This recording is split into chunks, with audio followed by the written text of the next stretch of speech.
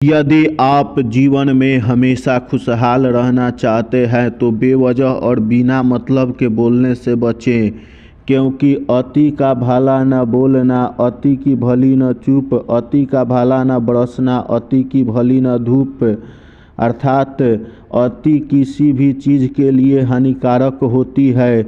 ज़्यादा बोलना और ज़्यादा चुप रहना व्यक्ति के लिए हानिकारक सिद्ध हो जाता है। जिस प्रकार ज़्यादा बरसात होना अथवा ज़्यादा तेज़ धूप होना दोनों इस सृष्टि के लिए नुकसानदायक है। मित्रों, इससे संबंधित आज हम एक कहानी आपको सुना रहे हैं। उससे पहले आप हमारे चैनल पर नए हैं तो चैनल को सब्सक्राइब कीजिए और कमेंट बॉक्स में जय श्री कृष्ण जरूर लिखिए। एक राजा के यहाँ राजकुमार ने जन्म लिया। राजकुमार स्वभाव से ही कम बोलते थे। राजकुमार जब युवा हुआ तब भी अपनी उसी आदत के साथ मौन रहते थे। राजा अपने राजकुमार की इस चुप्पी के कारण हमेशा परेशान रहते थे कि आखिर ये बोलता क्यों नहीं है। राजा ने कई ज्योतिषियों, साधु महात्माओं एवं चिकित्सकों से उनका इलाज कराया, दिखाया, परंतु कोई हल नहीं निकला। संत ने कहा कि ऐसा लगता है कि पिछले जन्म में ये राजकुमार कोई साधु थे, जिस वजह से इनके संस्कार इस जन्म में भी साधुओं के समान मौन व्रत जैसे हैं।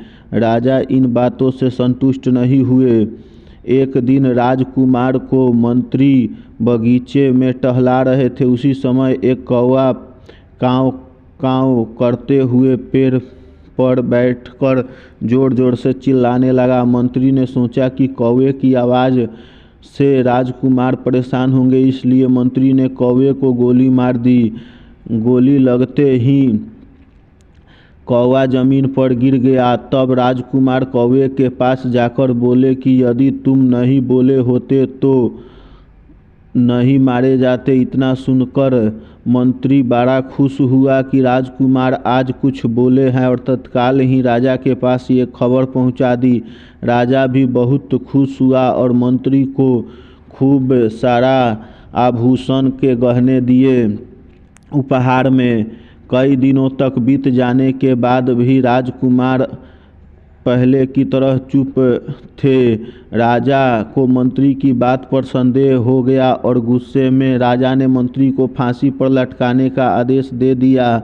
इतना सुनकर मंत्री दौड़ते हुए राजकुमार के पास आया और कहा कि उस दिन तो आप बोले थे परंतु अब नहीं बोलते हैं।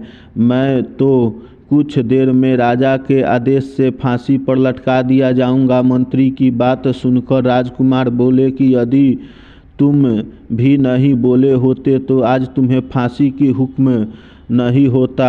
बोलना ही बंधन है। जब भी बोलो उचित बोलो, सत्य बोलो, अन्यथा मौन रहो, चुप रहो।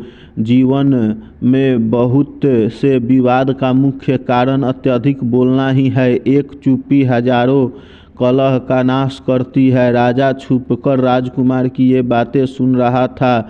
उसे भी इस बात का ज्ञान हुआ और राजकुमार को पुत्र के रूप में प्राप्त होकर उन्हें गर्व भी हुआ। उसने मंत्री के फांसी को रोक दिया। मित्रों, आपको कहानी कैसी लगी कमेंट बॉक्स में ज़रूर बताइए। जय श्री कृष्ण। मिलते हैं अगले वीडियो के साथ।